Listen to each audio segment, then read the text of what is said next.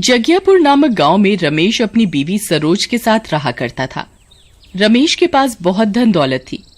धन दौलत होने के साथ साथ वो गांव के लोगों की अपने पैसे से मदद भी किया करता। रमेश के गांव के सभी लोगों के साथ आपसी संबंध बहुत अच्छे थे। एक दिन गांव के लोग रमेश को मिलकर गांव का सरपंच बना देते हैं। सरपंच बनने के साथ साथ रमेश पर काफी जिम्मेदारियां आ जाती हैं। वो ज्यादातर कोशिश करता कि गांव के सभी लोगों की मदद हो सके और सब अपनी जिंदगी खुशी से जिएं।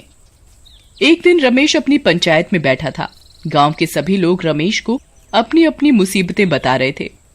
रमेश सबकी बातें सुनकर बहुत परेशान हो जाता है और वो जंगल के रास्ते अपने घर जाने लगते हैं।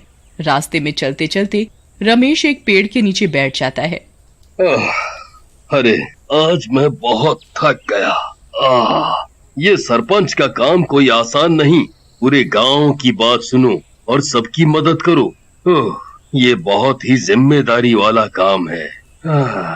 रमेश जिस पेड़ के नीचे बैठा होता है उस पेड़ से तभी एक चुड़ैल बाहर निकल कर आती है।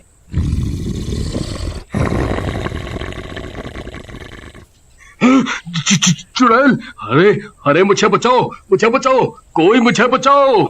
रमेश चुड़ैल को देखकर भागने लगता है। आई मम्मी बचा लो, अरे मर गया रे, भागो रे। चुड़ैल रमेश का पीछा करते रमेश के आगे जाकर खड़ी हो जाती है।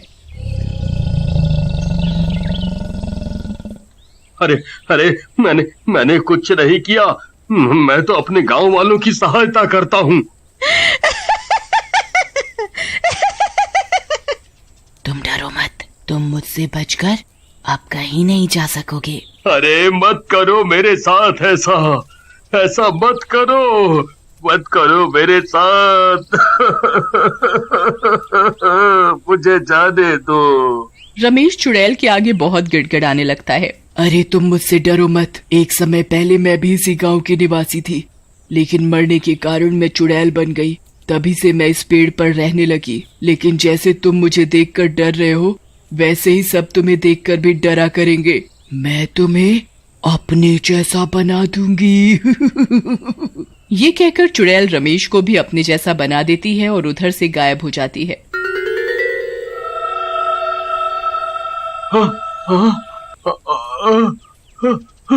अरे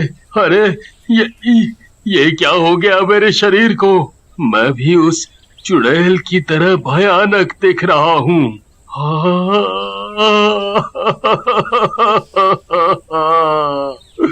ऐसे तो मुझे कोई भी पहचान नहीं पाएगा। मेरी बीवी नीलम भी नहीं पहचान पाएगी मुझे।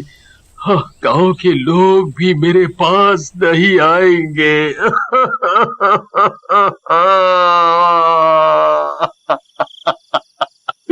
ये क्या हो गया मेरे साथ?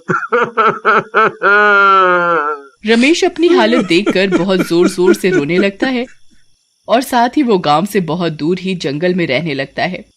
देखते ही देखते बहुत दिन बीत जाते हैं, पर रमेश अपने घर नहीं जाता। कुछ दिन बाद नीलम गांव में रमेश की जगह ले लेती है और गांव के लोगों की जिम्मेदारी उठाकर उनकी देखभाल करना चालू कर देती है।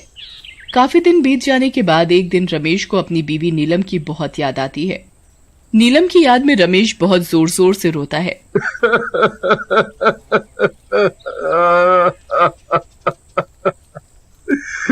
नीलम,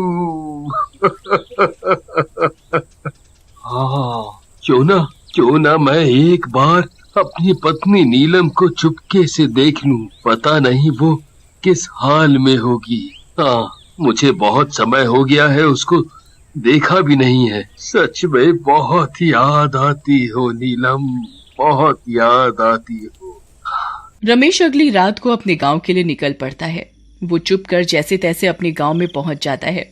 तभी वो देखता है कि गांव का एक आदमी मोहन नींद न आने के कारण रात में अपने घर के बाहर घूम रहा है। वो मोहन को देखकर पेड़ के पीछे छुप जाता है। मोहन पेड़ के पीछे रमेश की परछाई देख लेता है। कौन है वहाँ? अरे कौन है? कोई आवाज क्यों नहीं दे रहा? अरे कौन आदमी खड़ा है पेड़ के पीछे? अरे इसे कैसे पता लग गया पेड़ के पीछे मैं खड़ा हूँ? रमेश मोहन की आवाज सुनकर भागने लगता है। तभी मोहन भी उसके पीछे भागने लगता है। अरे मैं हूँ। मोहन रमेश को भूत समझ बैठता है और जोर जोर से चिल्लाने लग जाता है।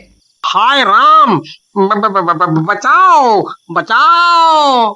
मोहन चिल्ला ही रहा होता है, इतने में ही रमेश उधर से अपने घर की तरफ भाग जाता है। अरे भूत भूत भूत है इधर, हमारे गांव में भूत है।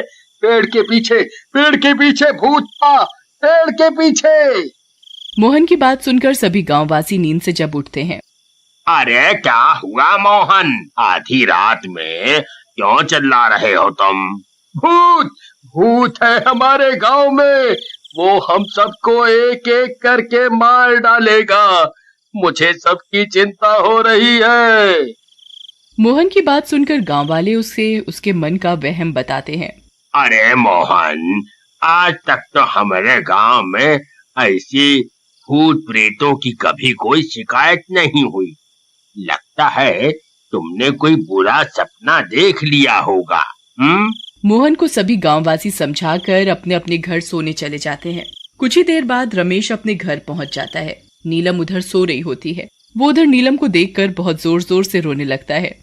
अरे उस पागल चुड़ैल ने मेरा क्या हाल बना दिया है। आज मैं अपनी बीवी के साथ क्या कर भी नहीं रह सकता हूँ। बेचारी नीलम भी मेरे बिना कैसे जी रही है। मुझे कुछ समझ नहीं आ रहा, कुछ समझ नहीं आ रहा।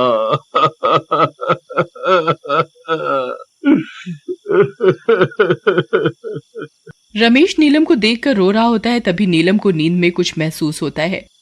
नीलम नींद से जाग उठती है। अरे मुझे ऐसा क्यों लग रहा है कि घर के अंदर कोई है? मुझे अभी ऐसा महसूस हुआ कि कोई आदमी है मेरे घर के अंदर। रमेश नीलम को देखकर दरवाजे के पीछे छिप जाता है।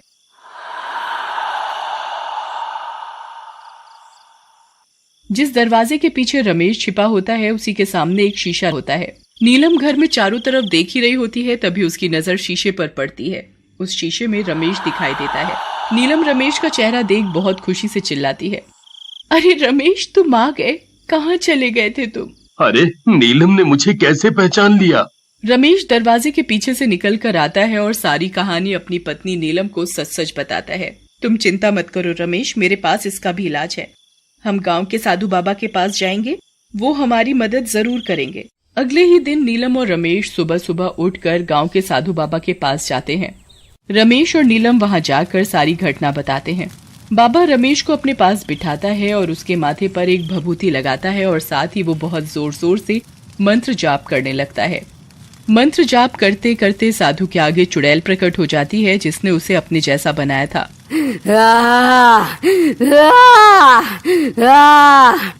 चुड़ैल, आज तेरा खात्मा है। तू हमारे गांव के लोगों को परेशान कर रही है, तुझे शर्म नहीं आती? मैं आज तुझे मार कर ही चैन की सांस लूंगा। नहीं, मुझे मत मारो, मैं नहीं करूंगी अब ऐसा, मुझे मत मारो। ऐसे कैसे छोड़ दूं तुझे? तू कब की मर चुकी है, तेरी आत्मा को अभी तक शांति नहीं मिली। इसी चक्कर में तू सबको परेशान कर रही है। नहीं करूंगी मैं अब किसी को परेशान। साधु चुड़ैल की एक बात नहीं सुनता और चुड़ैल बहुत जोर जोर से चिल्लाती है, पर साधु अपने मंत्रों में मगन चुड़ैल की आत्मा को शांति के साथ साथ रमेश को पहले की तरह ठीक करने में लगा रहता है। कुछ ही देर बाद चुड़ैल साधु के मंत्रों के द्वारा खुद ही आग में जलने लगती है और देखते ही देखते चुड़ैल खत्म हो जाती है। चुड़ैल के मरने के साथ ही रमेश बिल्कुल ठीक हो जाता है। रमेश खुद को पहले की तरह देखकर बहुत खुश होता है। आपका बहुत बहुत धन्यवाद गुरुजी, बहुत बहुत धन्यवाद। आपने मुझे पहले जैसा कर दिया। आपने तो मुझे नया जीवन ही दे दिया है। बिल्कुल, मैं तो सारी उम्मीदें ही छोड़ बैठा था कि मैं पहले जैसा ठीक हो पाऊंगा। आपका बहुत बहुत धन्यवाद गुरुदेव, बहुत बहुत धन्यवाद। धन्यवाद करने की कोई जरूरत नहीं। ओम।